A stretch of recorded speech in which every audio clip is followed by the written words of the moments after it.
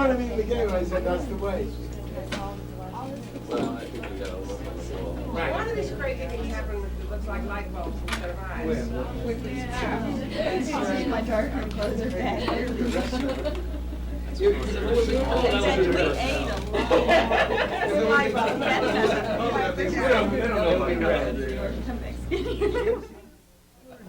Yeah, sure, the red. Depending on the position of the strobe in relation to the camera, you see, it will be red. Red, okay.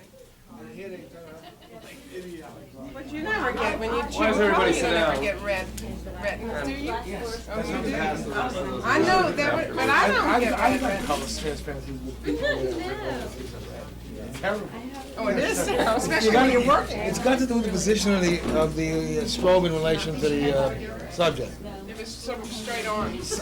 Well, I got a hunch if the strobe is extremely close to the lens of the camera, you'll be all right. If it's in a normal bracket position, you can wind up with monkey business. Then again, it could be dead wrong, it could be the opposite. I don't I thought it know. was the opposite. I mean, I wouldn't bet on what I'm saying. God. I'm not gonna bet on you either. Don't. Who can afford me? Who can afford what I think I know? Let's put it that way. Anyway. Okay, folks, welcome to the Winogrand Circus. And, this is my friend Garry Winogrand. He's going to explain all these pictures. No. Wait a minute. Wait a minute. I'm going to get out of this.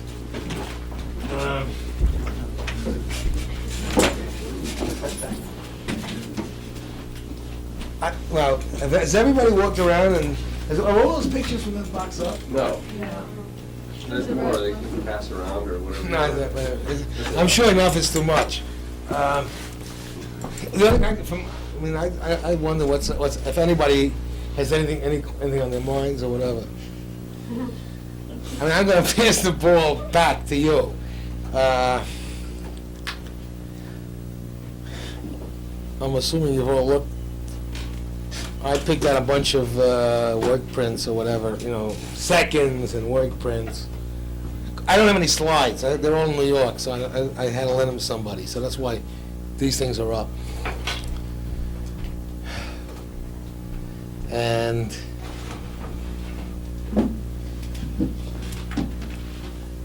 they're all over the place, obviously.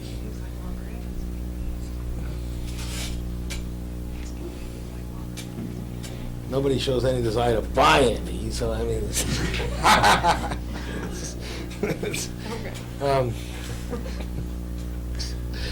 I said I scored with a bad joke, so where do we go from here?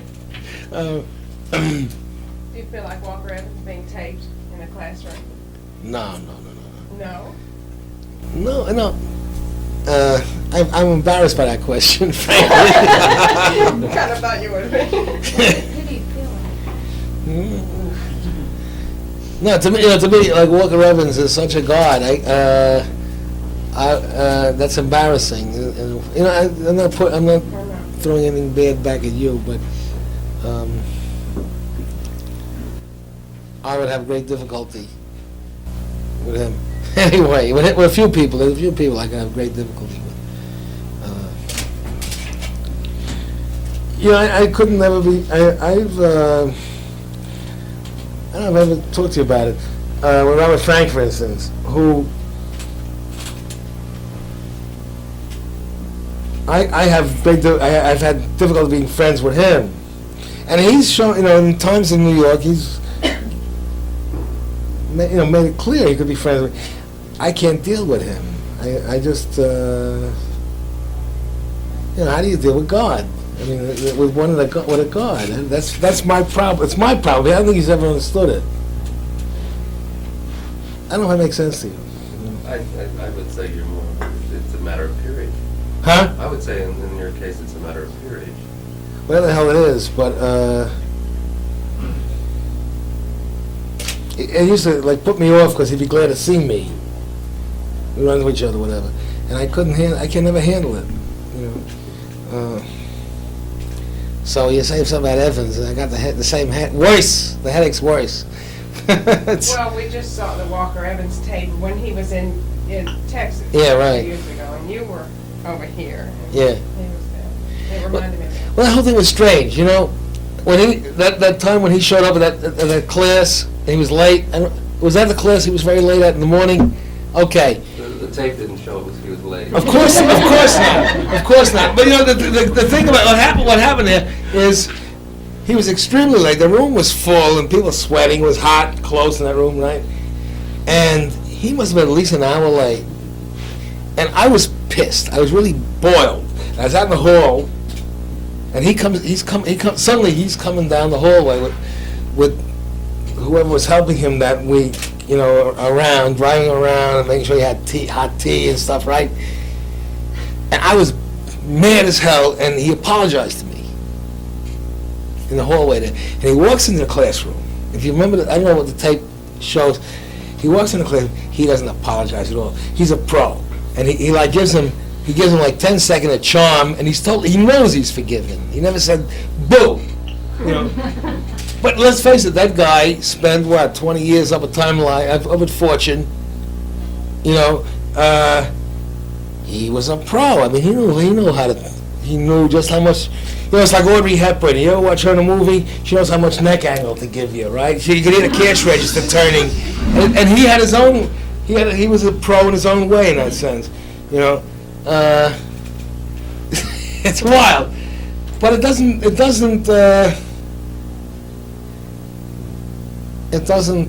negate, you know, the work and the man. You know, he's a great artist. I mean, he's just beyond anything. You know, so. All I am is a lump of ore. What can I say? So it's hard to deal with anyway. That kind of thing.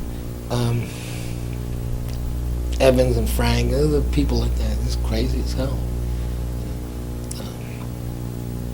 I mean, I thought we were lucky to have him there. To, you know, whatever it was.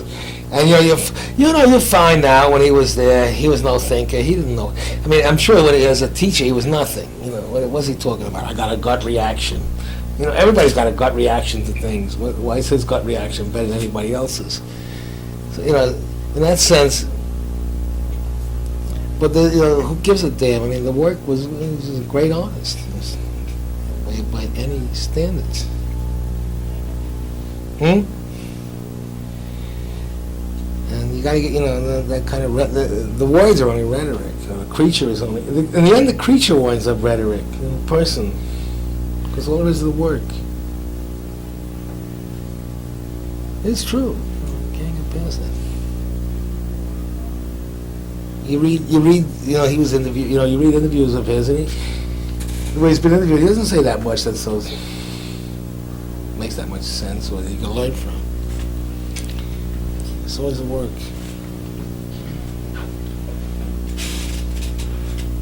So? What other photographers do you put into that category, Frank? There's Cortez, Versailles. I'm talking about live people, you know. But then there's Aperture, Weston. I mean, there's a good list. Photography, considering the nature of the medium, has been lucky. I mean, you can make a good list of really great artists, you know, by any standards. Lee, look at Lee's work is first rate. Jeff has done good work. Photography's been lucky. You know, there's been just great people. I mean, forget about the great people. There's great work. The hell with the people. Really, you know, it comes down to. Gary, I could make a big list if I really gave it. Deanne, like I say, Cortez, Ache, Versailles. Oh, definitely. You know, come on. I mean, I'm talking off the top of my head fast. In that introduction to your latest book, it said that when you first saw Cartier-Bresson's work, you didn't respond to it very strongly. Why do you think that was? No, I know why it was. It related to what you saw in Life magazine and stuff. It wasn't obvious news, you know, to me, and it's to me. That's. I mean, read that carefully. What it says.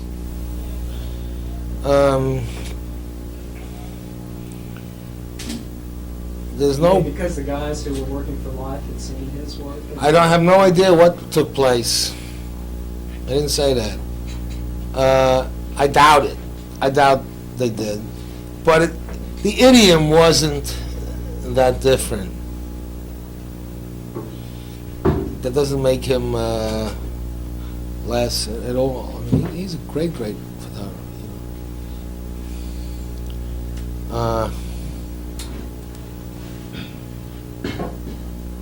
At least in terms of my experience, Evans's work was radically different.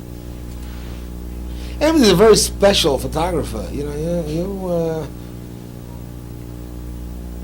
study his work. It's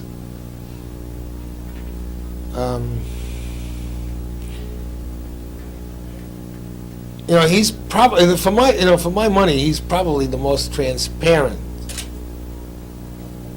photographer. The only other one who I would say that about is Ache, and Ache's work still winds up being characterized by the materials he used in terms of his time. So it's in the end, he doesn't completely get out of the way, but Evans, more than anybody else, gets out of the way.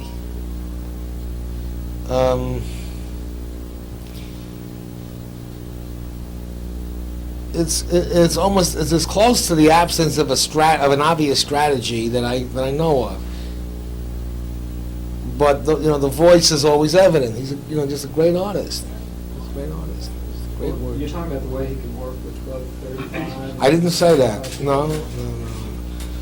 You mean? I mean, he's not arty. Look. All right, look at Weston for one, right? And Weston is arty. I'm not saying he didn't do great work, but he is arty. It's about making art. And you take somebody like Robert Frank, who is probably most obviously, and listen to my words, most obviously antithetical to that. Robert Frank's strategy is about, a kind of casualness. Things look like they're made easily. It's the opposite of artiness, in a very obvious way.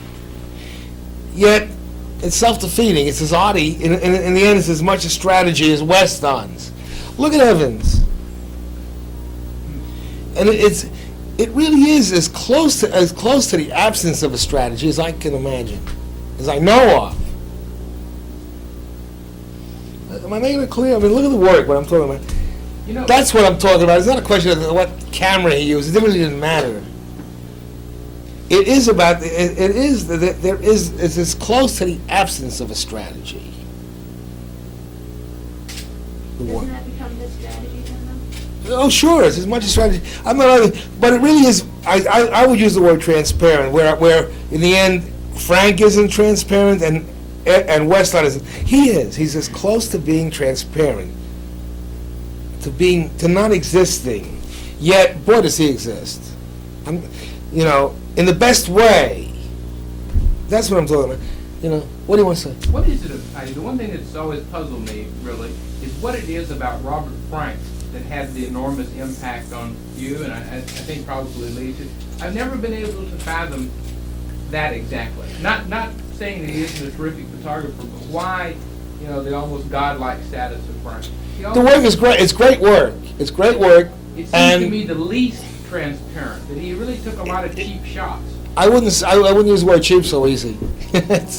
Well, I'm trying to get you to tell me what, for example, there was for you that was so important in his work. Well, all right. I think in that book that I just come out, that Poet Relations, I think Pagageorge discussed it better than I can. I don't want to really repeat what he said, more or less. But the Evans work. What he said. All right. Well, the Evans work. I don't know, for me, since you asked, the way you asked the question, I can talk about it in terms of me. All right. For me, the Evans, the American photographs of Evans, it zonked me. It really killed me. And I didn't understand it at all. You know, I saw something, and I did know that that's what I got to learn from. You know, I was going to take a trip around the country, and somebody told me you should see that book. A guy named Dan Weiner, who's dead, got killed in an airplane crash. Photographer. We had the same agent at the time. You know.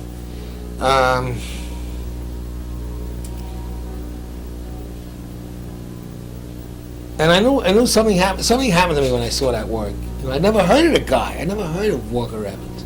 So much for the ASMP and that whole world. This guy didn't exist. I'm not kidding. You know, a real knucklehead organization if you get down to it. So I saw the thing. Without, you don't have to understand things in words in a way. I knew something. I knew I saw something. Just, if you don't say more than that, it's enough. And I took my trip. You know, and I did whatever I knew how to do, whatever I could do, which wasn't much. I might have thought it was. If I hadn't seen Evans' thing, I might have thought it was much. But I knew better because I knew what the hell existed. Something about what was done, right? And I didn't understand that Evans's work was done with a view camera, and it was, that there was like a big gulf in a sense. I didn't know anything of that kind, really. But then the Frank book showed up, and really, I think the most immediate lesson I could get from the Frank book, from the Americans, was camera operation. I'll tell you something. See, I took my trip, and there's a picture in the Frank book of a statue. I think of St. Augustine or something like that. In Los Angeles. It's really at the very end of Sunset Boulevard, the downtown end of it, where it ends. You know that statue? Sure. It's right there. Now, see, when I took my trip in '55, I had seen this, the Evans stuff. I took a picture. I shot that goddamn statue. I made a reasonably good picture of it. It was a thing. And I saw the Frank book. He got that picture, and it killed me. It killed it. Put me away 6 ways. No, I'm not. I mean, what the hell? I mean, you better face the fact. If you don't face the fact, you're never going to learn a goddamn thing. But it did. It was, and the picture I made was made, and the picture he made happened. It went whoosh right across the page. Didn't make any attempt at hitting you over and making any points. You know that picture I'm talking about? It may not be a great picture, but to me it is, because it taught me how, right off the bat, boom. See, it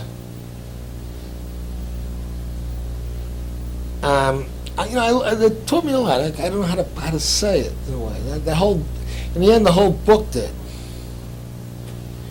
If I don't say more, then it taught me about camera operation. Have you ever had the impulse or the serious desire to use a view camera like Evans? Oh no.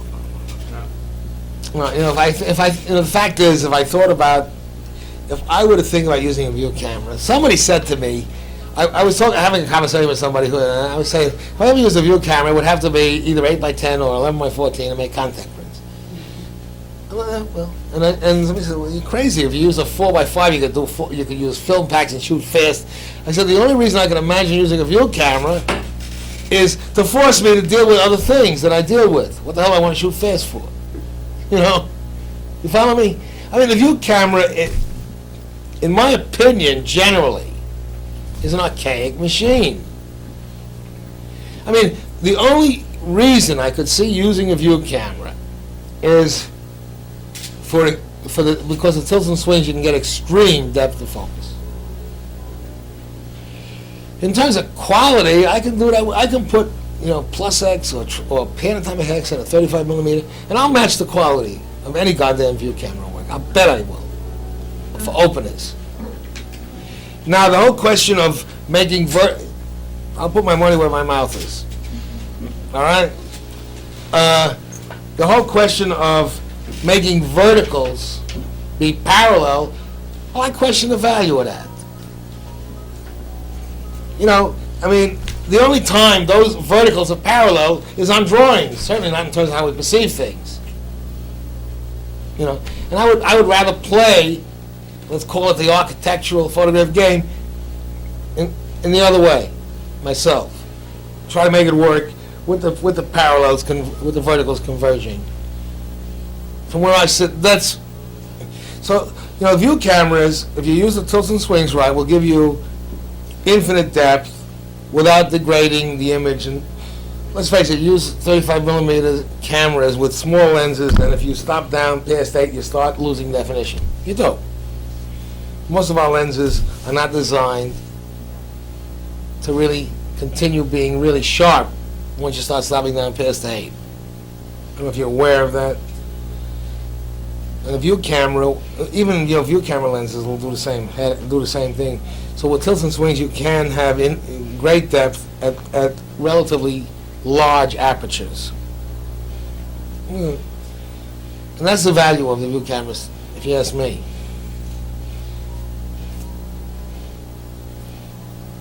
So, yeah. So what about? I have. In other words, I'm not ready to. I'm still fascinated with what's going on I got a lot to learn. Whatever. What about Ben States? What did he do? That It's terrible work. What do you mean? What about it? You know, every way you look at that book, it's terrible. You know, just philosophically or editorially, any way you want it. On that level, it's morally, it's sickening, and photographically, it's just a goddamn bore. You know what that book of that work of Davidson's is about his misunderstanding, his personal misunderstanding of the Ann Arbis's work. I mean, he thinks her work is strong because he thinks she collaborated with who she photographed. So you got 100th Street. It's boring. It's a misunderstanding. Morally, it's disgusting. You know, it's all about what the white middle class liberal wants to think that the blacks are like. You know, they're ready to tap dance off the pages. You know, God damn it, it's disgusting. And that's what it looks like. I mean, you know, you serve up the watermelon. Jesus, it's a disgusting book. It's disgusting work. It's the worst. Did you ever see that movie that he made? Thank God, no. It certainly can't be any more intelligent than anything else he's done. I don't even know about it. What is it? Well, it's about his father and his son who work in a garbage dump. Why am I surprised? No, I haven't seen it. And it kind of ends when he... See, I'm not completely his unlucky. family to the Statue of Liberty. Yeah. Do they jump? Up, I mean, not down. He's hopeless. Don't you know that? You know, I can say this about Davidson. Davidson, through his whole career, has always known. Somehow, I mean, he's smart enough to know who to misunderstand. I'll put it that way. He's misunderstood Bresson. You know, and he's a very hard worker. But that's all. You know, and the result is garbage. You know, what can I say? Do you strive for that transparent quality, for being transparent? I don't know. I'm stuck with me. Whatever. You know, I really can't answer it. You know, I know when I see what I see. You know, and so I would like not to exist. I don't know how that works. I don't know. Do that make sense to you? What? Very simple. Thank you. I mean, you know, all kidding aside, I would like not to exist. You know, does that make sense to you at all? What I'm saying, in terms of your question? Yes. You know, in the end, all I can do is wrestle, and whatever comes out, I don't really. At the end, I don't know if that works, if that happens. I really don't know. But from where I sit, that's the way I have to express it. I would like not to exist. Why? Huh? Why? Well, it's also much simpler if you don't, doesn't it? I mean, I don't know. Wouldn't you like to keep taking pictures then? That's what I do. I mean, if you don't, weren't- you're drawing a conclusion. I didn't say one precludes the other. Ah, you'd have a non-existing camera. I would like not to exist, leave it at that, you know. I'm not speaking in mysteries, really. I mean, when I say Evans was transparent in that sense, in terms of his work, he didn't exist. He exists less than most other photographers, and you know, to a large extent, that's what I'm talking about. What I mean it generally too. I just assume not exist in that sense, and I'm not talking about suicide or anything. I just assume not exist. That's, you know, it's just fine. I don't know if I make sense that way. You mean you wouldn't want to make, you don't want to make choices? Oh, that I never do. all I do is say yes. That's. You mean you want to be invisible? Oh well, I know that's impossible. I don't know how to say it. I just assume not exist. I'll leave it at that. You talked about the view camera being, in a sense, archaic. Yeah. What would you say to somebody who said that the rangefinder Leica is archaic compared to an automatic exposure SLR? Oh, I think they'd be stupid. And I could support it, of Okay, course. yeah, support. Well, the SLRs, single lens reflex cameras, all right.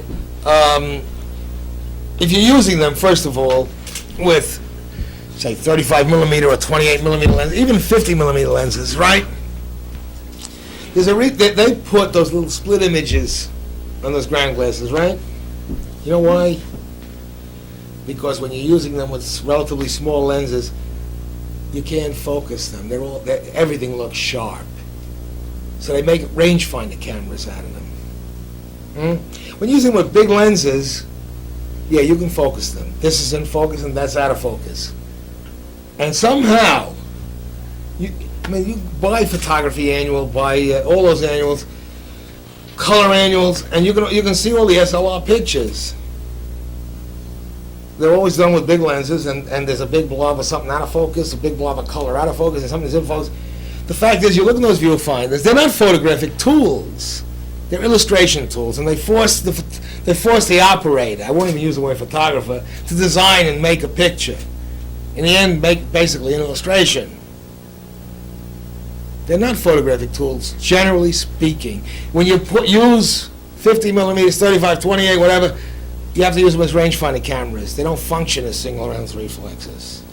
You're buying a whole lot of mechanism that you don't use if you're going to use them with small lenses. That's a fact. Look at the work done with big lenses, look at the work done with small lenses. The small lenses, they don't function as single lens reflexes. The big lenses, they're not photographic tools, generally. Well, what about the... So anybody who's, the argument is stupid. Okay, but you like to look through a rangefinder and see... I'm not discussing what I like. I'm telling okay. I like to try to make photographs. Okay, you like to make photographs, but... I don't care when what you I look do through a with it. rangefinder camera, you see everything sharp. Right. Everything in focus. You see the world as Right, it is. right. Okay, but what's the difference between that and looking through a single lens reflex and seeing what the lens sees? Do you hear what I said? Let's say here, I got a 35 millimeter lens on here. Put a 35 millimeter lens on your Nikon, and it'll look the same. Everything's gonna look sharp. So what? Well, put a 135 on your Nikon, and on this, and it's gonna be very different. And I defy you to resist how what you see in that viewfinder will manipulate you. And it will manipulate you into designing a picture With a 135. with anything with any size, right? Because this is going to be out of focus, and you're going to wind up designing a picture. And damn it, look at the pictures. But you see something different with a 28 too, In which camera? with both cameras. I mean, you see No, something put a different. 28 on this and put a 28 on a goddamn Nikon that look the same, except it's different size. But everything's in focus in both. That's why they put that goddamn rangefinder in that goddamn Nikon. That's why they put the single lens, the split image in the Nikon ground glass, because they want you to be able to focus it with a small lens, not with a big lens. You don't need it with a big lens. With a small lens, you need it, because everything looks sharp if you try to do it on a ground glass. I know what I'm talking about. It's a fact. It looks for all intents and purposes. You take the 28 millimeter Spiegelsuche light viewfinder and the Nikon ground glass, and they look the same as far as focus goes. You have to focus that goddamn thing with a rangefinder on a Nikon. Okay, well, With why a split not- image. Why do you use the Leica with the 28 instead of the Nikon? Well, I'll tell you, it's for one simple reason. I don't want to buy all that goddamn mechanism that I don't use. Mirrors bouncing and whatnot. Who needs it? If I don't need another reason, that's enough reason. Huh? You know, there's only one area where I buy things I don't need. Hi-fi equipment. There's all kinds of garbage in a hi-fi thing which I have no use for. But I can't buy it without it. All right? But with a camera, I can. I can buy it. I like it. It doesn't have mirrors bouncing around and whatnot, which I have no use for. It's simple. The Leica is a very good machine. You know, it doesn't break down much, the whole thing. Nikon F's are good too. But there's more machinery than you need for a lot of things. I have a Nikon F. I shoot it with a 200 millimeter. It's a much more elegant solution than using a Visiflex with this thing. So I use it, you know, and I use it at football, where I'm physically limited where I can go. It's about the only time those things are function as photographing tools. Yeah. Speaking of physical limitations, on some of your rodeo shots, you're very close to the action. Are you? No, I wasn't. Well, that's what I'm saying. Are you using 200? A 90. Something like that? 90. Someone with a 90. You're right in there with the horses. Unfortunately, I wasn't, I guess. No, I was. They don't let me in the arena because the RCA. What? No, the RCA is crazy about that. They have their own photographers, and so I wind up in the aisle, as close as I can get in the aisle. You know, on my knees, where the box seats are. Really, that's what I've been doing. And so the first time I shot at this thing, this is in Fort Worth. I shot with a 35 millimeter, with a 28 millimeter lens, with a bronze strobe. And this year, this is 77. I shot it again with a 90 millimeter with a Vivitar with one of those beaming, you know, one of those telephoto lenses on the strobe. So I could do something different. Are you happy with the second time? Well, it's not a question of happy. I mean, it's a question of, put it this way. When I shot the first time, I could probably point out the different pictures. And when I shot the first time, I took what I could get, okay? So there's a lot of, in terms of what I shot, there's junk action. I'm using a word. Anyway, there's a guy falling over, the thing the rodeo photographer won't photograph. I managed to get away with it. I get some pictures out of it. But there's the guys falling off the bull, this kind of thing. When I shot it this year, because of the change in the equipment, I could shoot, the bull in the air with the guy on it, that kind of. It's interesting, It's a different problem in the end. And one thing, like the first time I shot it, it's really a lot of jive. I get away with murder, as far as rodeo action goes. I really more the idea of rodeo action. It's really junk action. Trying to get pictures out of. I try to get what I can get. If you study, if you look around, you see what I'm talking about. You can almost pick out the different years. You could. Got those pigs right But that was the first time I shot it. there. But that's not rodeo action. That's livestock show. It's different. You have total access. You see what I'm saying? Yeah. In other words, I wasn't stuck on the outside of the arena. I could. I mean, actually, you don't get in the arena with the pigs either. But you know, it's very different. It is different. It's different. It depends on what kind of murder you can get away with, you know, really, in the end. You could probably get away with a lot. Oh, yeah. That's true. But, you know, it looks like over there, there's like a rodeo, there's a real act, you know, the real action picture, which any rodeo photographer will take. But if you look, like right behind you, no. It's 2 different years, really, you know, and it's really 2 different lenses. It's as simple as that. You understand? I think it's obvious, you know, when I'm talking about junk action and, you know, you see? You know, it is in the end, we're dealing with a chemical mechanical process. The tools you use are going to be very responsible for what how the pictures look, what you deal with. It really is that way. When you refer to some of the stuff as junk action, Yeah. the term seems to imply that it has a lower priority in some way. In the end, you know, Jeff, it's funny. You know, I was shooting. Do you remember that a couple of weeks ago, I shot a football game in Rice at night? Oh, God, junk action. Wait. You're right. Like, what the hell was it? Idaho came down, or Iowa, one of those teams, right? You remember that night? And I was shooting on the sidelines, and some kid, I think he's a student at Rice, was photographing. He made a photograph for a local newspaper, whatever, and he says, Jesus, last year the action was much more exciting. And I said to the kid, you know, in the end, I said to the kid, it's only pictures we're getting, you know, you don't know the difference from the pictures. It's true. Well, that's why I'm curious about why you refer to that as junk. All right, I'm talking about it in relation to the guy who photographs, who's in the ring there, who the rodeo cowboys of America approve of.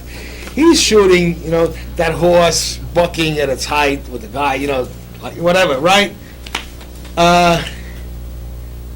When I was shooting the first time, I had to deal with what came near enough to me that I could get, and whatever took place. Whether it was the take-up guy just corralling the horse after the rider was off him, and try to get pictures. You know, whatever it was, or the guy, you know, I mean, I got some interesting pictures of what that rodeo photographer wouldn't photograph. He couldn't sell it to the rider. You follow me? In other words, it's junk action on his terms. It's junk, right, Not on your right. terms. It's, of course not. I mean, I'm doing the best I can. I got a different problem than him. It's true, you know? But then you went and got a piece of equipment which allowed you to take pictures more nearly. Or Right, with yeah, things the that problem were gets more more, interesting once I try to deal with that. You know, I don't know if that makes sense to you. It's sort of like shooting a football game. I've been shooting a lot of football, and I'm trying to make interesting pictures of the action itself. You know, and that's more interesting to me than trying to make interesting pictures of whatever, of a cheerleader, you know, whatever. Which is interesting. Terribly interesting. But, you know what I'm trying to say? There's, Is it more interesting because there are photographers who deal I with don't, that? and it's more of- no, it's not that. Well, why? Well, I mean, I sort of feel the same way you do. But I'm you're curious dealing, why let's you say, feel that. all right, you're dealing with subject matter that is inherently, in itself, more dramatic. And consequently, it makes the problem of making an interesting photograph more difficult or more interesting. How do you make a photograph that's more interesting than what happened? That's really the problem. But do you think of it? You know, when you photograph something beautiful, how do you make a photograph that's more beautiful than what was photographed? That's really our problem in the end. In the end, the word dramatic has to apply. It's always about that. How is the photograph more dramatic than what was photographed? It has to be. I mean, why, you know, you take Ouija at his best, and why is his work really good? Or Deanne Arbus at her best? And it's when it's almost like two kinds of jive. When you have very dramatic subject matter, or you have very dull subject matter. One way or the other. How do you? It's got to be more dramatic in the photograph. So, damn it, like dealing with just photographing a parade, at a parade. Any theater, any form of theater itself, to photograph and make interesting photographs is very difficult. Let's say for the photographer, certainly the problem has to be very interesting. Because how do you beat it? No? Because you really want to beat it. Yeah, certainly. I mean, otherwise, why Beat it, or bother? you want to fight to a draw. No, I'd like to beat it. The thing has to be more dramatic or more interesting, or else it's nothing. You have to beat it. That's the name of the game. You have to. The work has to be more dramatic than more interesting than what was photographed. It has to It has to really leave no question. Wouldn't that, You know what I wouldn't mean that by sort that? of leave you translucent rather than transparent? Anything you say. No, seriously. I mean, I'm not. But, you say more dramatic. Why don't you say more poetic? It's all about drama. Poetry has to be dramatic, or nothing, or it's nothing. Same Yeah, I thing. was wondering if you're, okay. No question about it. The word dramatic is the right word. Absolutely. Are most of these pictures up here fairly equally fascinating or interesting to you? Oh, of course not. I mean, at any given day, I might, let's say, I don't know how many hell are up there, and if I had to pick out 10, right? Today I could pick out 10, tomorrow it could be 10 different ones. Really, I can't answer the question better than that. Pick out 10 tonight. Nah, what the hell for? I mean, I'm not up to it. I walk around, I can walk around like, point at things. I might not get past that wall. Great wall. I mean, he asked for it. I mean, what the hell? No, all kidding aside. The point. I don't know. I mean, I could play games, but within every 5 minutes, I could pick out a different 10 too. Really, it's. So they're not all equal. They're not all born equal. They're not. I know that, and I didn't bring. I just went through a bunch of things. I don't have any slides there. I lent them to Tod. He's got to do a lecture. I don't understand that every 5 minutes there could be a different 10. I don't understand it so much that I don't believe you. Believe me. Look, somebody, he asked me. I was asked, right, and I could walk around here and be interested in different frames for different reasons at different times. And that's the way I play. I mean, if I had to pick out, I'm very serious now, but let's say, I don't know how many pictures, but let's say there's 50 pictures up, right?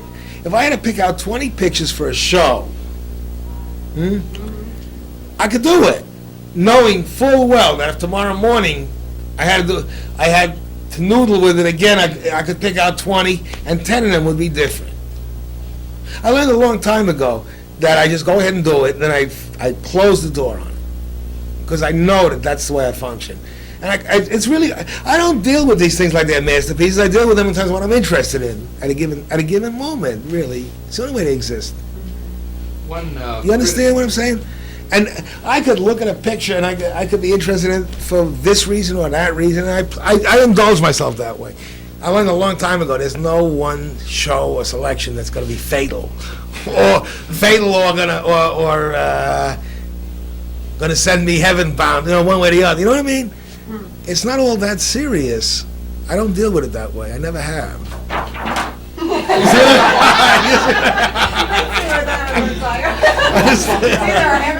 Another masterpiece bites the dust. You see? One very popular critical. You understand what I meant by dramatic? Gary, I've heard 2 or 3 people, read 2 or 3 people, or heard 2 or 3 people lately say about photographic shows of yours that you were a bad editor. Ah, that's horseshit. I know who those people are, but I'm a good editor. Did you select the pictures for the book, Public Relations? No. What do you think? I mean, do you like the idea of turning the selection over to someone else? Well, no, I wasn't out of it, really. I mean, Todd made a trip to New York, to Texas, and we did some work together. Like Todd was the curator, the guest curator on the show, and this fellow Tom Consilvio printed it for me. I like to say, Todd edited, Tom cropped it. No, I have my. It's a joke.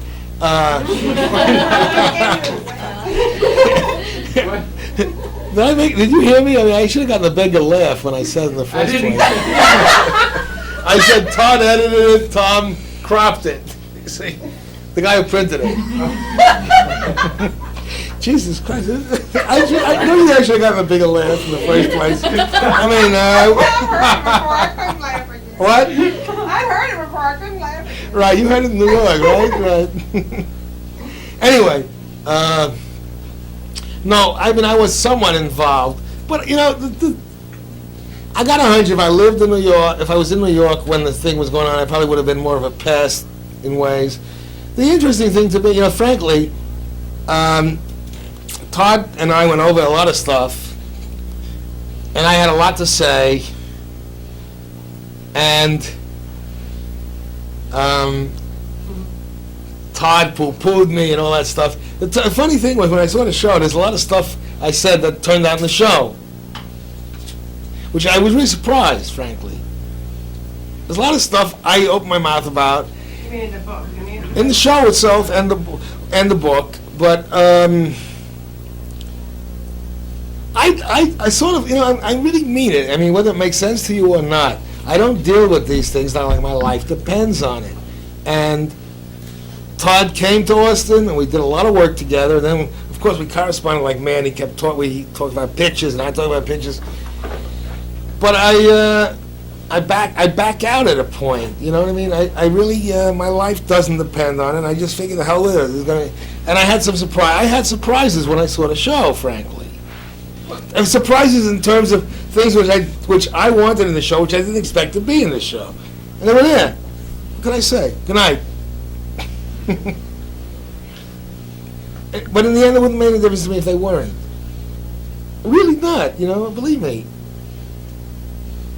I can't. I don't know if you believe me or not. I believe you. It mystifies me. It's the way I live. I mean, if it there's is the certain way I. pictures- It is the way I surely live. There must be certain pictures that you'd be really disappointed if they didn't end up. It's the way I live.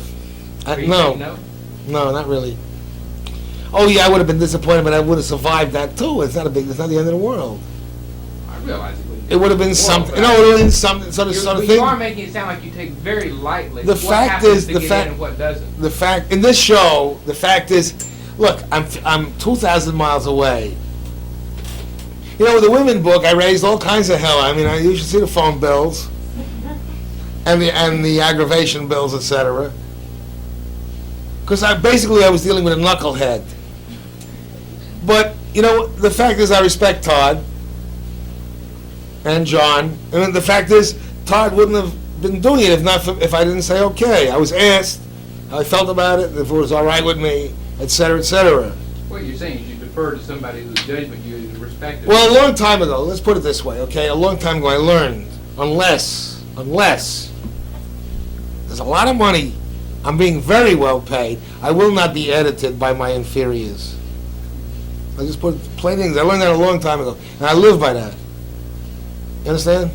Let's put it this way: I'll only be edited by my equals. You got to pay a fortune otherwise. And I mean, when John asked me how I felt about Todd doing that I said terrific. I'll leave it at that. And that's where I was at.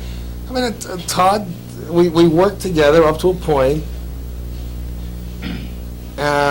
Maybe I didn't know when he was kidding or not, but it turns out that things that I didn't expect to be in the show were there. What can I say? I mean, I'm not. When I say things that I didn't expect, things I wanted in the show that I didn't expect.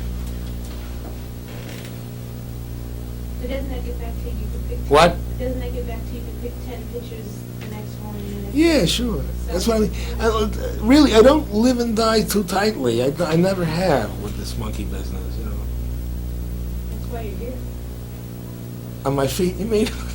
Yeah. Sitting down. Whatever, right. Maybe so, maybe that's why, but I really don't, things don't exist that way that much for me. You know.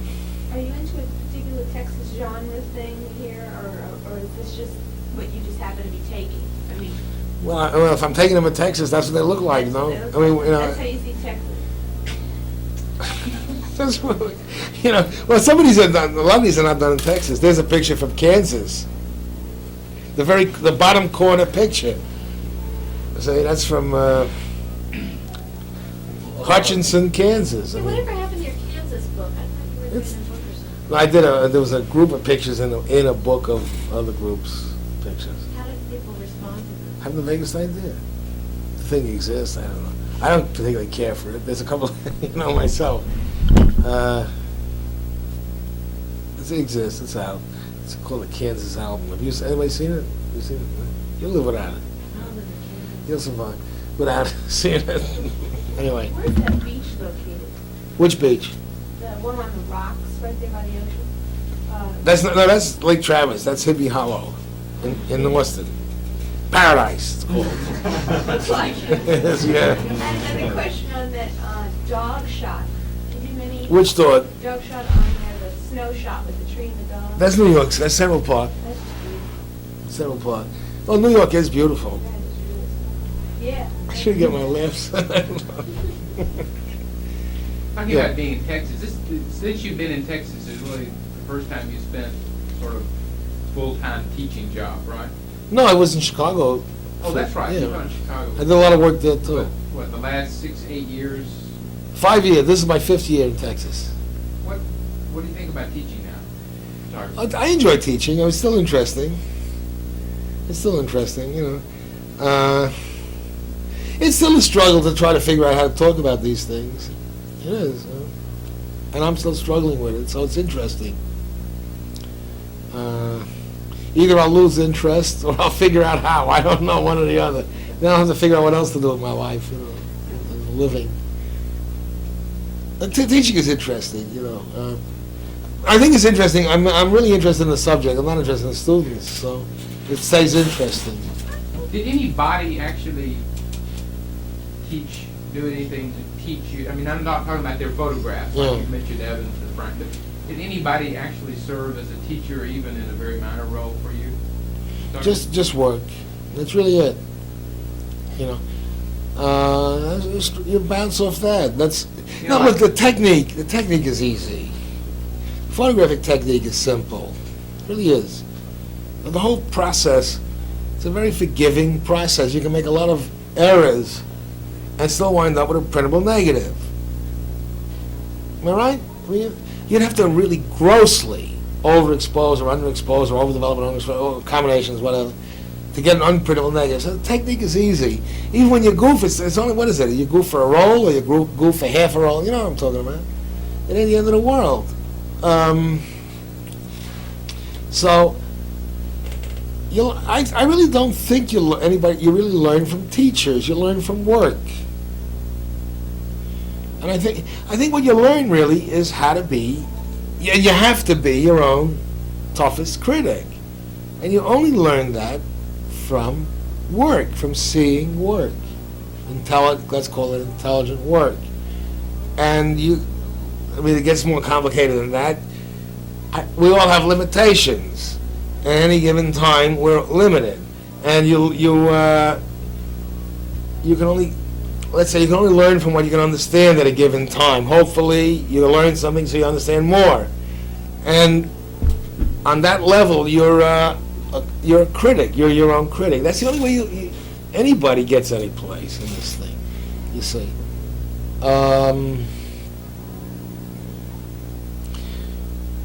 I could talk about, on that question, to make the point, I think every photographer who does any reasonable amount of work discovers at times, if they look at old contact sheets, frames, they never conceived of printing when they first shot it. The camera doesn't know what you understand or don't understand. And your understanding may catch up with a frame that for all intents and purposes, let's say a camera was responsible for. No? It happens to everybody who does any reasonable amount of work. That's what I'm talking about. I mean, it's the way it works. We all have limitations. We can deal with what we can understand at a given time. You enjoy both ends of the process? I enjoy the shop process. and- Yeah, sure. and developing? Oh, yeah, sure. You know, I think, I mean, in terms of myself, there are times when I need certain drudgeries, you know. What can I say? Well, that's what it is, you know. In a certain sense, there's certain kind of times I need certain kind of drudgeries. And, you know, maybe if I'm going to make shelves, that would serve the purpose. I don't know if it makes sense, but that's what I'm talking about. It goes without saying. You were talking about Evans earlier. Outside of many are called, almost all the photographs you see published of his were from that 3-year period through the FSA. What happened to him? I don't know. You know, he had a period where he did a really great body of great work. What happened? I don't know. I mean, you have to put him down on the couch or something. Who the hell knows? That whole FSA collection of people. I think the only one who sustained any kind of effort that resulted in reasonably good work was Dorothea Lange. The only one. You know, John Vachon went to work for Look. I don't think he did first-rate work when he was with the FSA, and he certainly didn't do any with Look. John Vachon. Rothstein did one picture. He was a second-rate photographer in the first place. Did one reasonably good picture with the FSA. You know, the dust storm picture, you know, right? Russell Lee did a tremendous body of great work. And after, you know, then he went to World War II, and he was in the Air Force, or the Air Transport Command or something. He did all kinds of photography, nothing very interesting. And the work when he didn't really, he's never really done any interesting work after that. Dorothy Lange's the only one I can think of who. Walker Evans, over the years after the FSA, did a few good photographs, but you can't talk about it like a body of work after that. You know, what happened? I don't know. The whole collection of them. Well, I mean, another connection is that Frank also stopped. Well, Frank was radically different than that. He doesn't relate to them. See, Robert, we had a talk. You know, we were talking one time, and when he says to me he's not going to do any more still photography, and the Americans hadn't shown up yet. I think he knew Del Pierre was publishing at the point, but it didn't exist yet. We were writing. You know, it was the day I met him. I met him up in Ben Schultz's office up in Sports Illustrated, and we lived 2 blocks apart. I was living on 12th Street off 2nd, and he was on 10th and 3rd. We rode the bus downtown, you know. And he said he's not going to do any more still photography. Then, and I said, what's that about? He says, well, what do you do with it?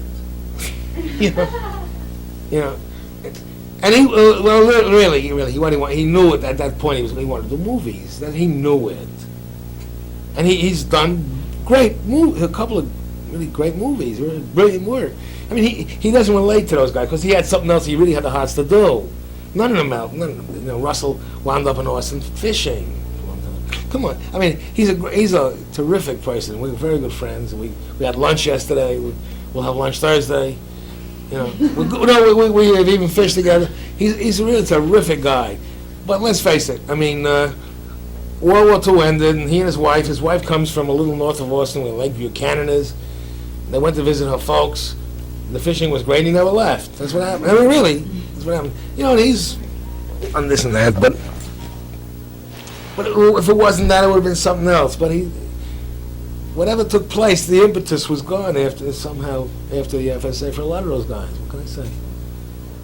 I know, Frank doesn't relate to that at all. He's a totally different kind of creature. Being located in Austin, do you find yourself photographing like within the area? I photograph where I am. You photograph Where I am, yeah. So like for the last 5 or 6 years is when you've been photographing spots within the city? When I'm in the town, when I go out of town to do this, I do that. You know, I photograph where I am. I photograph in Austin. split. I do all kinds of monkey business, right? I'm all over the place. But I'm in Austin a lot, and I do a lot of work there. A hell of a lot of work there. Absolutely. It's as good a place as any to do a lot of work. My problem there, I mean, is I'm too ubiquitous. It's too small. I don't have any cover anymore. It's a long time gone. My cover. Your cover? Well, that's the only way I can put it. You know, I talk about not existing. You know, when I'm in New York, I'm anonymous for all. I mean, I run into people who I know and they want to talk, but for all intents and purposes, I'm anonymous. I could go to that goddamn the same street corner every day for 10 years, and I'd never see this. I wouldn't see the same people twice most of the time. You know, really, or they wouldn't. If they do see enough of them twice, they won't pay any attention to me. So, Austin, forget it. I mean, it doesn't. I just don't exist that way. I'm too. I have no cover there. I mean, it's been gone a long time. Are you gonna leave then? Oh, sure. Sounds great. Where you going? It's only another place, you know.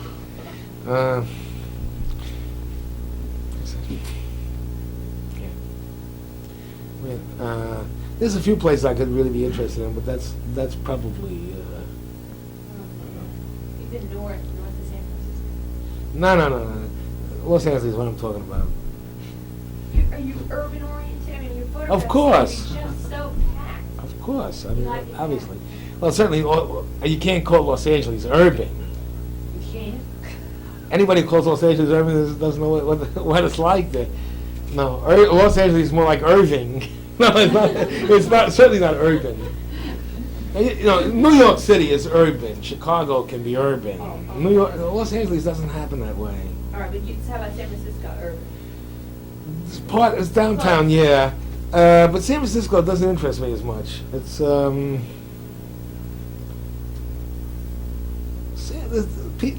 scene there is strange to me. You know, let me put it this way: in a certain sense, the person from San Francisco feels competitive with New York culturally. They're like culture vultures, which the way New Yorkers are never are. They're concerned with culture with a capital C, like it's a thing. It's not like it's a part of life. It's something you put in your pocket and take, you know, whatever. But they think of it that way, and competitively with New York, the people of Los Angeles don't give a shit. You know, they couldn't care less about New York or what. They got their own. They're the way they are. It's much more interesting for me. So that's the only way I can put it. You know. I mean, you run into certain things in San Francisco that they're a drag. What can I say? They got marvelous landscape. You know, I mean, what's interesting, you know, you take the hill, you know, you take the side of a thing like this mountain. You know, it looks Mediterranean almost. So you put tract houses on the side of a hill. It's visually more interesting than the San Fernando Valley, no question about it. In an obvious way, maybe for a photographer, the other may be a more interesting problem. Who knows? I'll go to Los Angeles when I go. My wife is was born in Berkeley. She'd love to be up there. She got a lot of family in Berkeley and Oakland and stuff. We're not going to go there. No problem. She's only my third wife. No. No, there's no. No, she understands. I think. I hope. Whatever. Well, she knows. It's no mystery. I'll say anything for a laugh, I guess.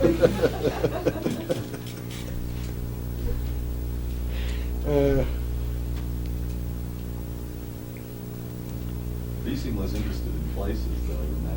It's like I'm thinking of going to.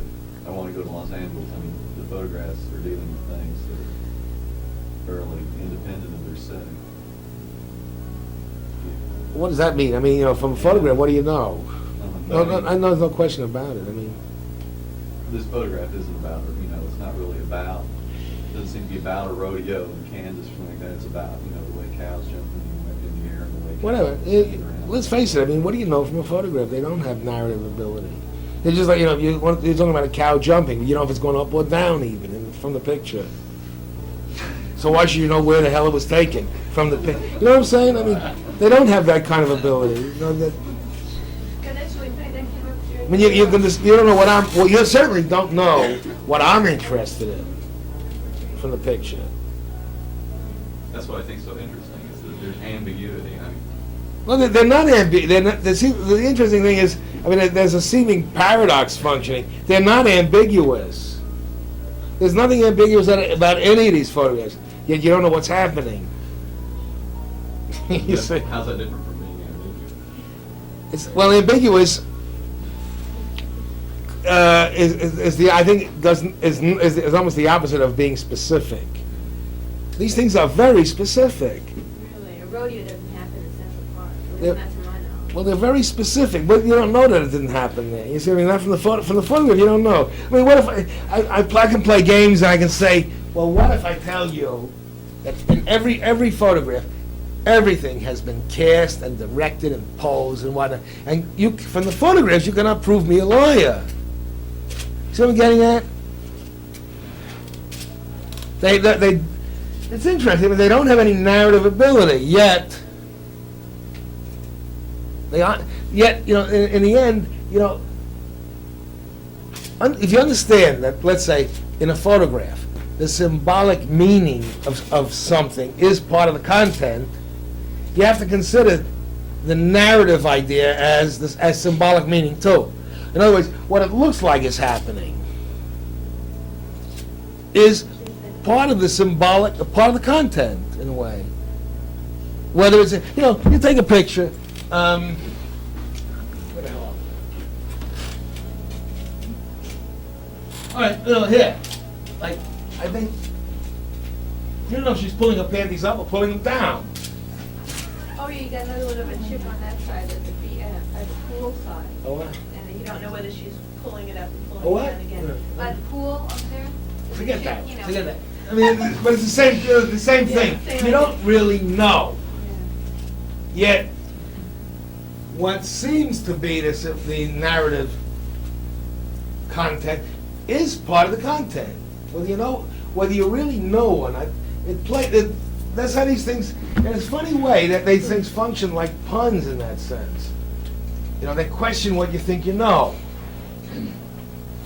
Right? You know what I'm talking about? You think, what, I mean, a pun plays with your understanding of a word. That's why you laugh. You're very upset. It upsets you, and then you find out it's not killing you, so you laugh. You're relieved. Now, you think it's not because, you know, that's what you think is funny, but it is. It's not really. You do follow me? I don't understand what that has to do with that woman pulling her pants down. Down? I'm saying you put them up. I mean- Okay, whichever. The optimist would say she's pulling it My down. You got the point. There's a point I'm making, which I know, I'm not getting it. I know it's there, that's why I'm asking you. I think you know, photographs or anything or any works of art that have any real power play with first of all, they play with what you think you know. They make you question what you think you know. Well, let's put it this way: they make you question your preconceptions. You know, that's not the most. I mean, I'll leave it. I'll stop there. They're more interesting than that even. Well, that's what puns do. You know what? You don't laugh at what's funny about a pun? You don't really laugh because there's anything funny. You laugh because you're finding out, you realize you're not getting killed. You know, basically a pun profoundly upsets you. Language is basic to your existence. And a pun calls into question what you think, what you believe a word means. And you're profoundly upset when you realize you're not getting killed. You laugh out of relief. That's what really happens. You know, and these, a lot of things function that way. And you know, let's say with photographs, with not works, other things. You know, that's how things work. A lot of it.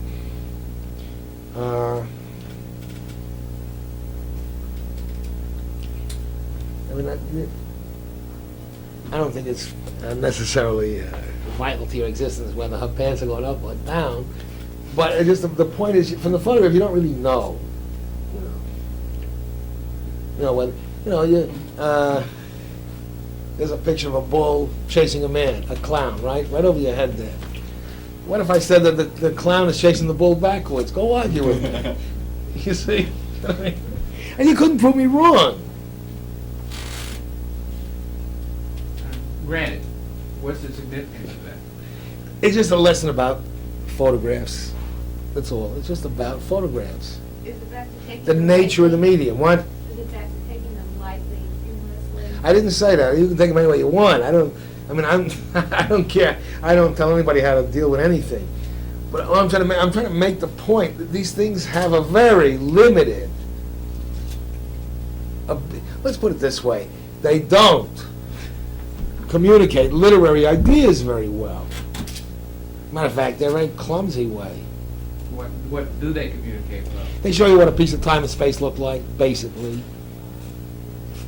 to a camera. But I can do that by blinking. No, you're not a camera.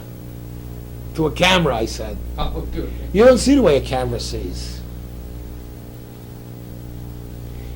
You like the way a camera sees better than the way you see.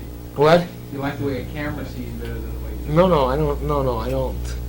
I mean, I'm interested in how a camera sees. See, I what I like. Who knows what I like? I never gave it any thought, really. What I really want to get to is the point of, the introduction you wrote to the portfolio. Yeah. About fact and what a camera describes. Right.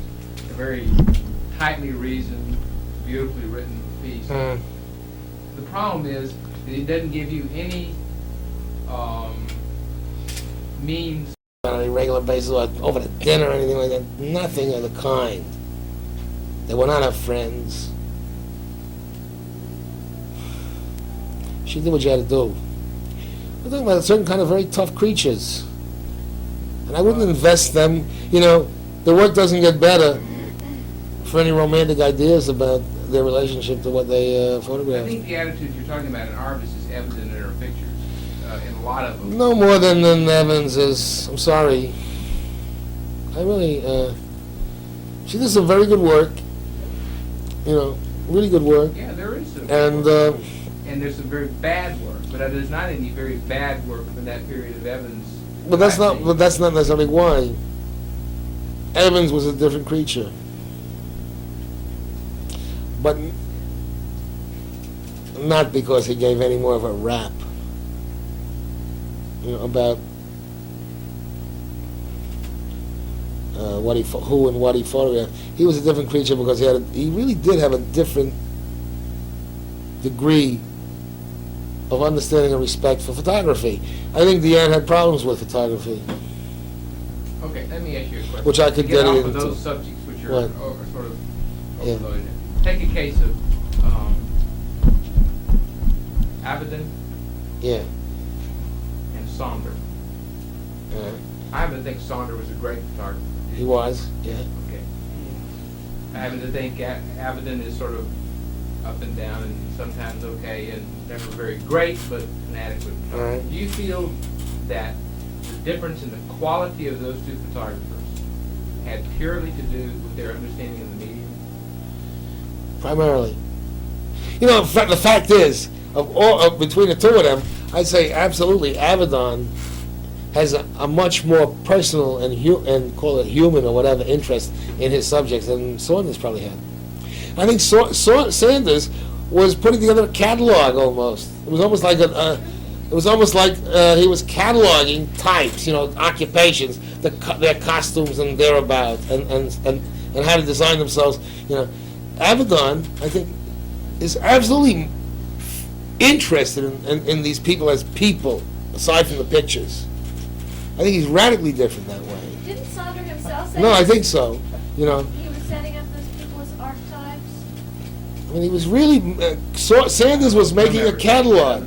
Sanders was making a catalog. That's what, he did great work. His intentions, in the end, are irrelevant. His intentions are irrelevant. I don't care what he was trying to do. He did much better than than what he was trying to do. But he was just doing a catalog, really. Well, how can you make a judgment on John versus Saunders. I'm discussing the work, not the men. No, I know that, but it sounds like you're discussing their relationship with their subject. I'm not interested in the relationship. I'm not judging it. I'm saying what I understand it is, as I understand the men. And I'm not. It's not pejorative. I'm not judging either for their relationship. I wasn't judging Deanne and Evans either. No, I understand that, but you're doing that through what you know of them by anecdote, etc., not through their photographs. If you're From the photographs, you can't know. You don't know. It goes down to that issue. You don't know from the photographs. It goes down to that issue of transparency you mentioned before. People might have different relationships and different ideas about what they. No, I'm discussing something else. No, now when I was discussing the transparency thing, they were discussing their relationship to photography, and to whatever however each one understands what being an artist is about. But that's when I say that, don't get me wrong. I don't think anybody has any choice. I don't think Evans had a choice of being whether to be arty or to be not arty. He stuck with his own psychology. He did the only thing he could do. I don't think he had a choice. Just that I don't think Weston had a choice, or Frank, or Persona, or anybody. You don't have choices about things like that. Your own psychology takes you into your own road. That's what happens. And again, Weston was a great photographer. So was Evans. There's a lot of different roads to Rome, whatever, or Chicago, however the saying goes. I'm not saying one way is even better than the other. No, I'm just saying there are just differences. You just you live your life. They all end up at the same place. Well, they both did great work. If you just want to talk about it, you just want to cover some ground with Weston and Evans and whatever's between. They did great work.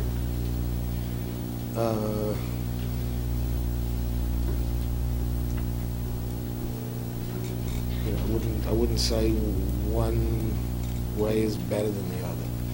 We all have our own subjective areas of facility and what we going to learn the most from. But they did great work, both of them.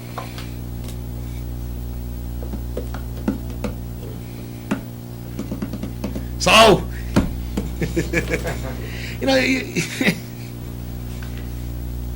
that's interesting about, when you think about Sanders and Avedon.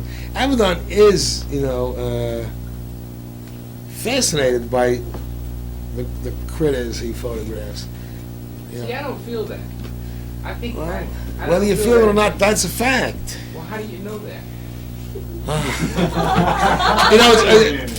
If you know anything, how do you know? How do you know about what you know about Orbis and her relationship to what you I photographed? read her remarks. Well, how do you know about Evans? I've read the passages in Let Us Now Praise Famous Men where A.G. is describing Evans at work and conversations between them. That's all. Evans is trying to work it out whether he's going to try to make it with one of those women. That's all. It's come on. But how do you know about Amazon?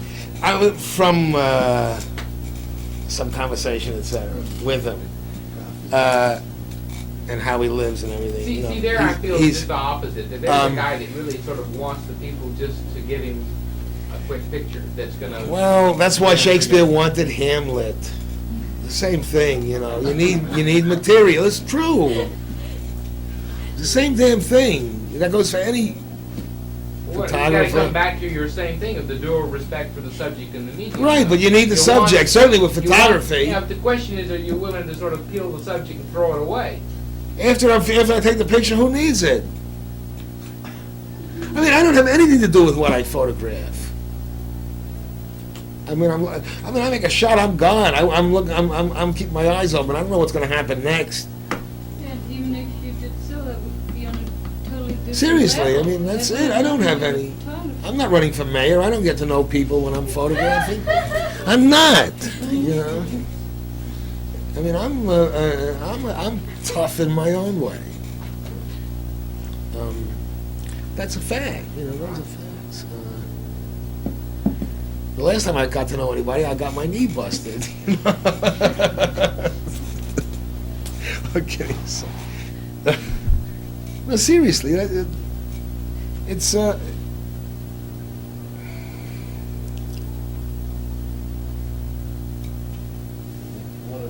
wonders sometimes, Jeff, is that, you know, you don't have to carry around. I mean, for instance, I'm interested in flowers and plants. I don't grow any. Interesting. You know, forests, you know, I don't need to be responsible to you know, nourishing them or anything. I I understand. mean, it's easier to understand that way. But, well, you know, I'd be Yeah. rehashing the same graph. Yeah. I mean, you know, it's just, as I said, either a lack of understanding on my part, or else I'm convinced I'm right. And I don't know which it is. One or the other. You know, Another 6 years, we'll all find out. Well, maybe not, Um, maybe not. I don't know. You know, the case of Walker Evans is the one that really gets me. See, I'm willing to bend on the thing of Saunders and say, you know, there was a guy that could have been just simply fascinated and everything worked for him. But in the case of Evans, Yeah. and I even think that the Sarkowski introduction would back me up that he feels that way too, which is maybe neither here nor there. But I I didn't really get think that. at the root of Evans' great work at that period was a profound fascination with the things he was photographing. In addition to the meat, he was passionate about what he was photographing. Wait a minute, now you're changing it. You're changing it. You were talking about before were about saying his I was thinking- relationship. Wait, you were talking before about relationship and caring about the people he photographed.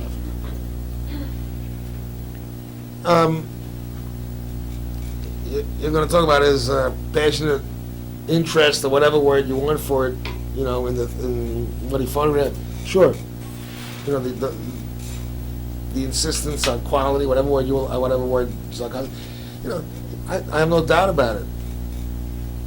I dare you to say what the interest was. Beyond to see it photographed, possibly. I said he had a compulsion. Sure. Subjective, compelling interest to make photographs of those things and people. What the interest was, I wouldn't even dare to speculate. To name it.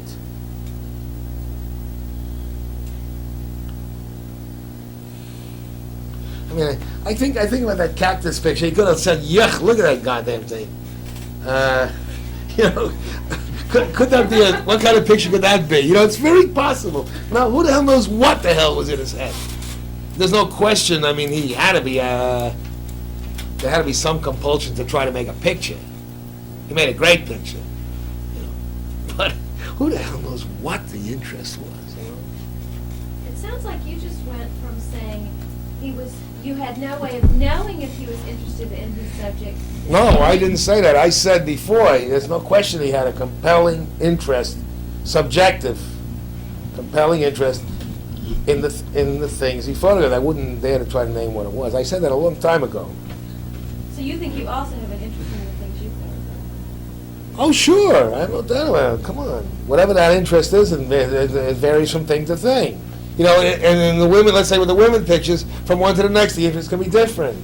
But you're interested in women, and saying what? I'm not you're interested. Come on, interested in women. What does that mean? I mean, I'm married. I'm interested in my wife. I'm curious about her. Then You there are know? thousands Huh? of reasons why men are interested in women, and none of them is the same, and it doesn't have to do with the photograph. Yeah. You know. I mean, you can say I'm interested in women. How? You're interested in photographing. Wait, she's asking. What else? a What else question. is new? She's asking. No, it's a rhetorical question. Huh? It's a rhetorical question. Her question. Well, She- she's it's saying, more- she says, men have an interest in women. Yeah. What does that have to do with the photograph? Okay.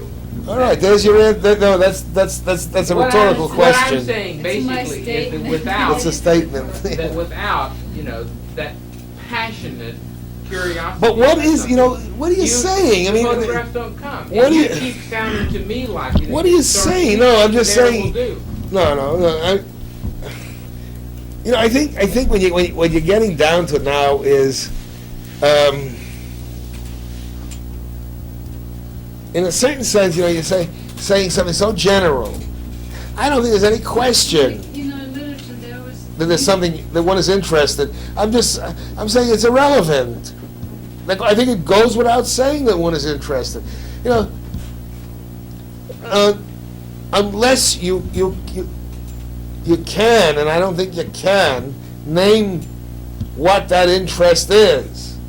So there's no point in talking about it. It's like this guy writes a love poem, right? And you know from biographies and stuff like that, that at that time in his life he met this woman by the name so-and-so, and then this happened. It has nothing to do with the poem, because that one reality is a totally different one than the one that is being created by sounds and words and things, as well as here it's created through the medium of photography. They just look alike. In the end, you might, discover something from somebody's work, from Evans, let's say, right? You might learn something about his relationship to photography and to the world, and how that, and it's in that funny circle that exists with an artist like him, or with any artist. The relationship, you could say, relationship of the photographer is responsible. Let's say the relationship to the medium is responsible for the relationship to the world, which is responsible for the relationship to the medium, which is responsible for the relationship to the world. That's what you really. In the end, you might learn something about that. Which is a hell of a lot. Which is a hell of a lot of it when it exists. But then you're not talking about the photograph. Well, you may at that point be talking somewhat about the work. Maybe the only way to talk is to understand that, or the work may be a metaphor for that, you see. Some kind of manifestation. But that's enough, really.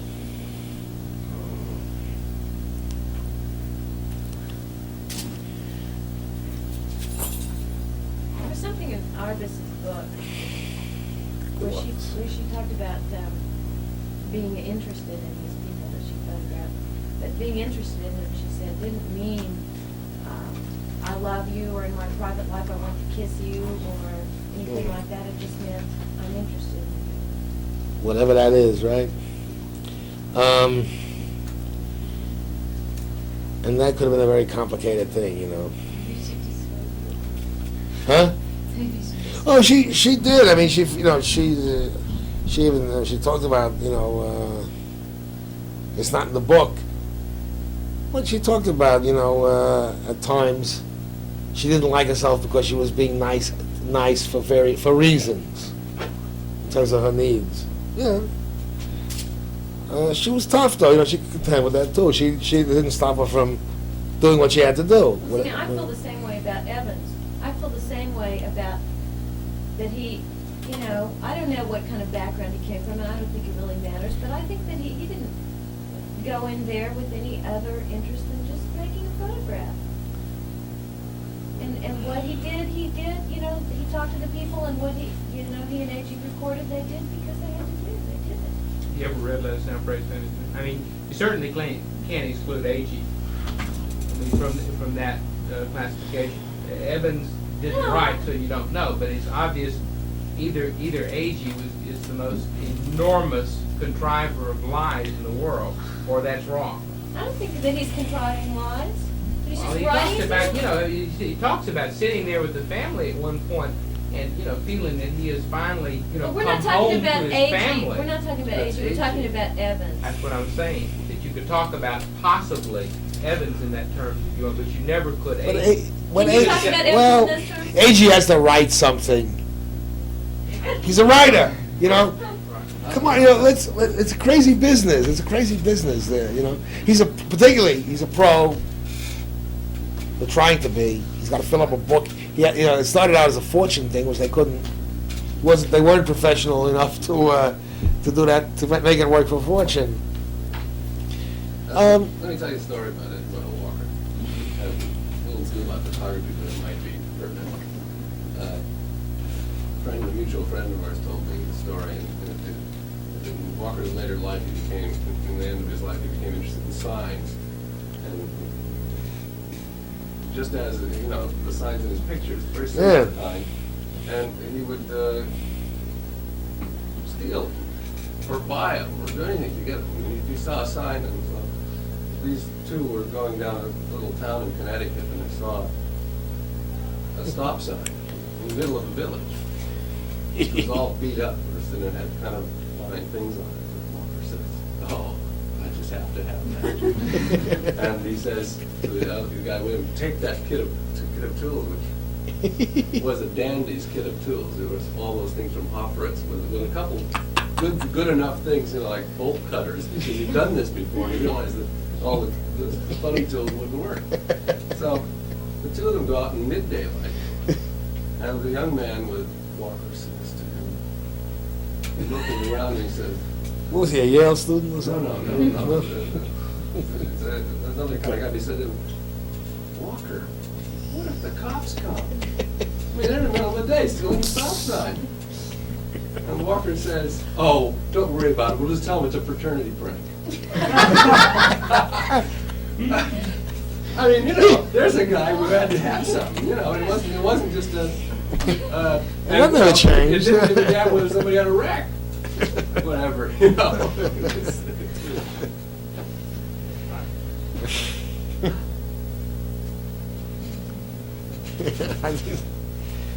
Are you indicating that he might have brought the Gudger's house back with him if he'd liked it? Something good. Sure. Oh, I think. Well, he did it in photographs. I mean, this is, wait a minute. No, Jeff, this is when he wasn't it's perfectly consistent with his photographs. He was a collector.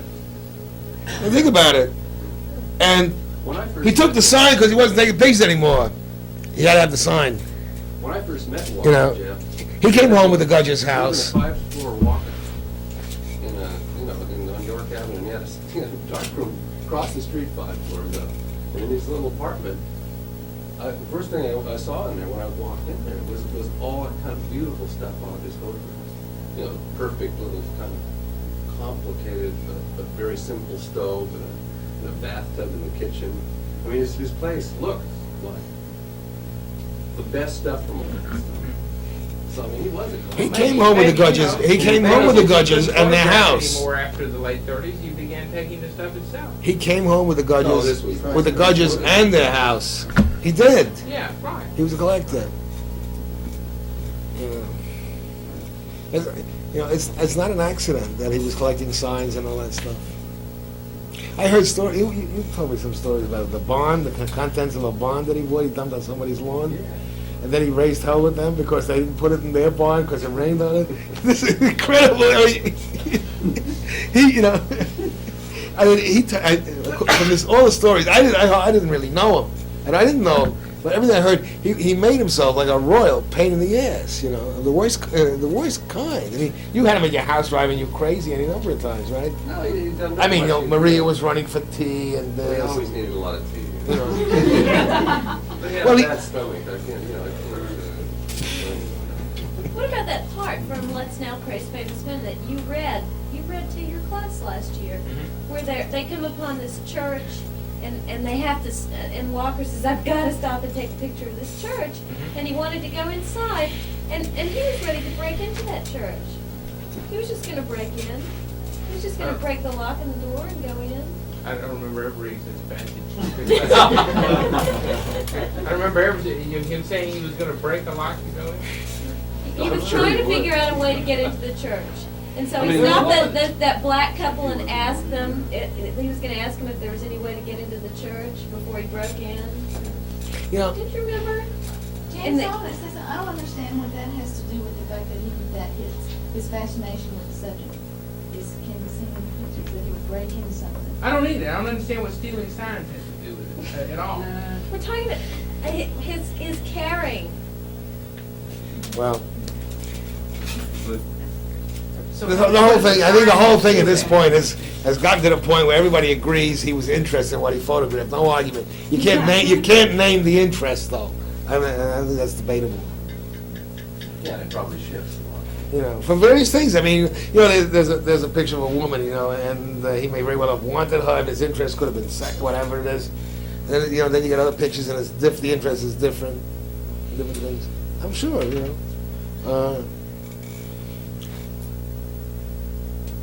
Anyway,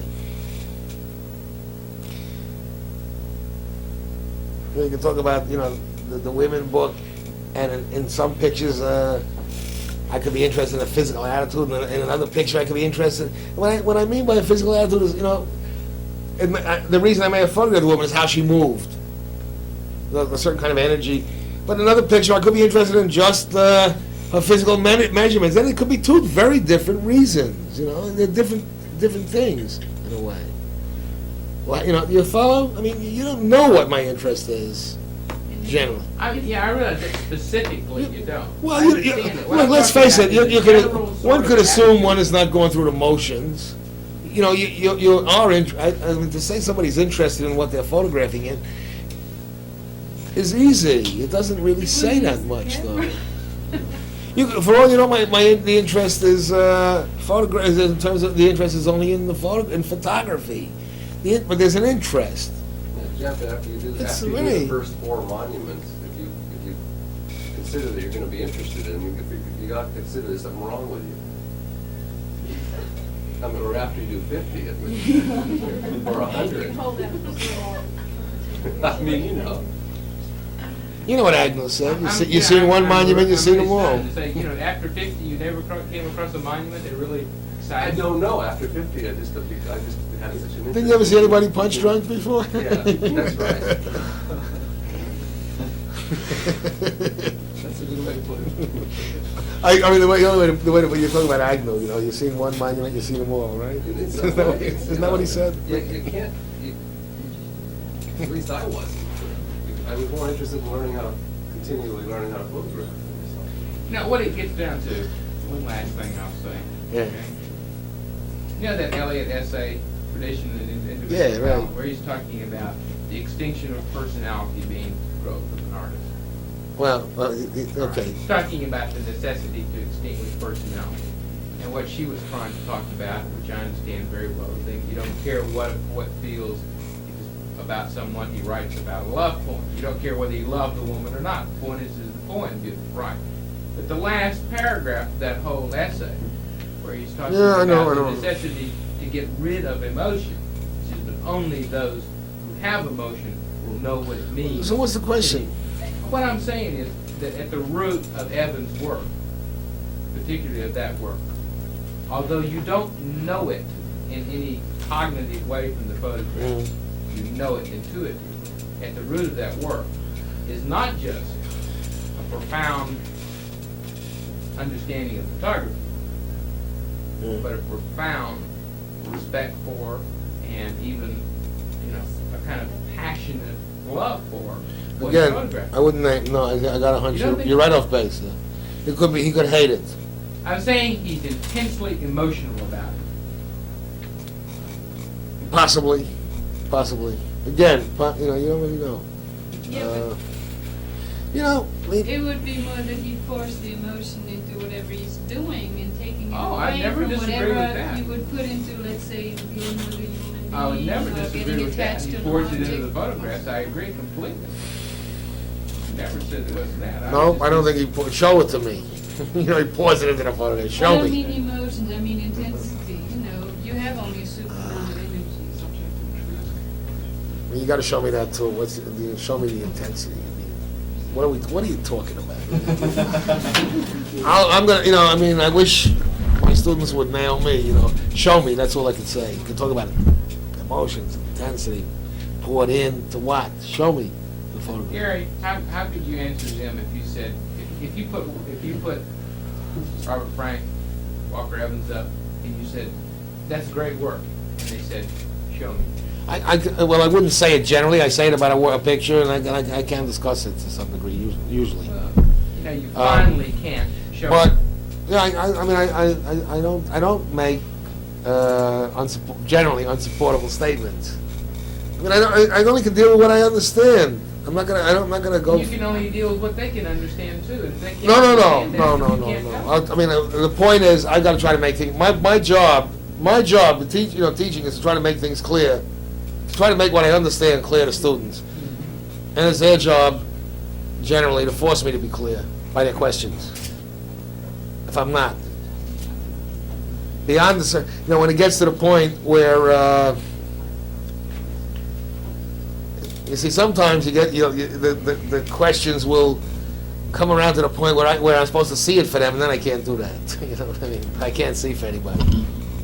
But that's my job is to try to, well, first of all, is to try to understand more than I can understand, but to try to be clear about what I can understand. That's my job when I'm teaching, and it's their job to force me to be clear when I'm not. That's where I look. That's where I look at the relation. The relationship should be that. So, and I try to tell them, if I say something that you don't see in the picture, nail me. That's what I mean. That's the only way to deal with it. It's got to be physical. If it isn't physical, it's rhetoric. So if you don't, if I say something that you don't see in the picture, it's your job to nail me. Like I'm nailing you. When I say show me.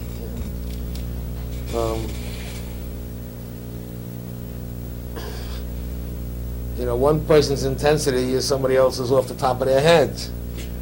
Well, it's conceivable. You can talk about Evan's intensity. For all you know, it was easy for him. For all you know, he never did tax himself or extend himself. Who the hell knows what? You see what I mean? What do you know? He may have been much more brilliant than we even could imagine. Than his pictures tell us. Who knows? We're going to get into that game.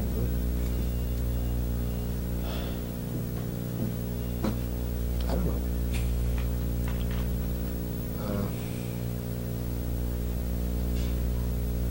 I think about like Russell Lee. Every time more work of his shows up, that hasn't been published before. So, particularly for the FSA thing, he did a lot. I think he may have more negatives down there than anybody. And like every time more work shows up that I haven't seen before, it's always first rate. Who knows what the hell he's got down there? It's crazy. So. I have a question on when you tilt your frame, you see. I never tilt. You don't tilt. Do you just tilt it? There's no tilts. Show me a tilt. Like that people over there with the pole. Where? They people over there with the pole. Those people definitely walking across the street in that whole place. Where we talk? Which picture? Close to you on the bottom. Oh, that one. Yeah. No, that's not tilted. That's not tilted? All right, I'm playing. You got me. I'm playing. But seriously, it's not. Let's say certainly it's tilted if one insists. Tilted. So you're arbitrarily deciding that the horizontal edge is the point of reference, and the horizon should be Right. parallel. Right. But I can as arbitrarily decide that the vertical edge is the point of reference, and then in that case, I think there's at least one thing in the, all right, and where in this picture, let's say the horizon is relatively parallel to that. Here, his leg is parallel to that, and it's not tilted. It's perfectly rational. It is. Yeah, I follow Okay, that's. your conception and perception. Well, that's what. It's not mine. It's the picture again. I'm not. But back to what you were saying that you admired about it. Excuse me? Who it was about being translucent or being. Yeah, right. Withdrawn from it. Would you consider yourself withdrawn from that shop? Well, whatever that. What is that? I wouldn't say. Not there. What do you mean by Not in- withdrawn? With that whole question of withdrawn is a funny word. I don't know what it means. Okay, I forgot the word that you. Transparent. Okay. Probably not. Feel? Right. Probably not. I don't really know. I mean, wouldn't you feel that? I don't really know. You I don't mean, really know. yeah. I'll tell you, you're not. Okay, fine. I wouldn't argue. Either way. Right. I mean, But I really think the idea, your idea. it's not an idea. It's physical. It works. It's reality. It works. It exists. Right, it's an adventure. Yeah.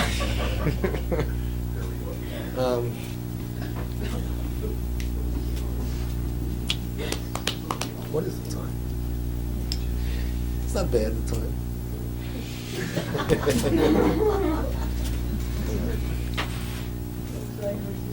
Huh? Okay, you're supposed to stand up now and tell us who your guests are next week. Lay down and start. We're gonna run Gary's tape. Wait a minute. You haven't seen anything till you've seen Gary twice life size. Why did you turn out this way? I could, this way, no, that's all right. No, no, not that. What? Oh. No, that's all right, forget it. Then I was saying everything laughing, you know. What? If I had to look at that, I'd have to be laughing all the time. How come you haven't been laughing all the time? I need to be laughing or crying, right?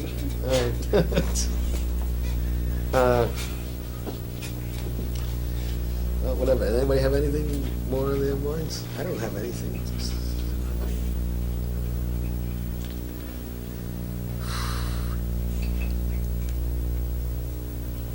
You got anything cooking in your head? Say whatever, think. Are you going to be coming up to Austin this when he's coming at all, or what? Well, you're not. He's coming up Thursday. When are you coming? I don't know. Huh? Thursday. No. No. When are you leaving for New York? You can put this in. You can go. What? I think I said it softly.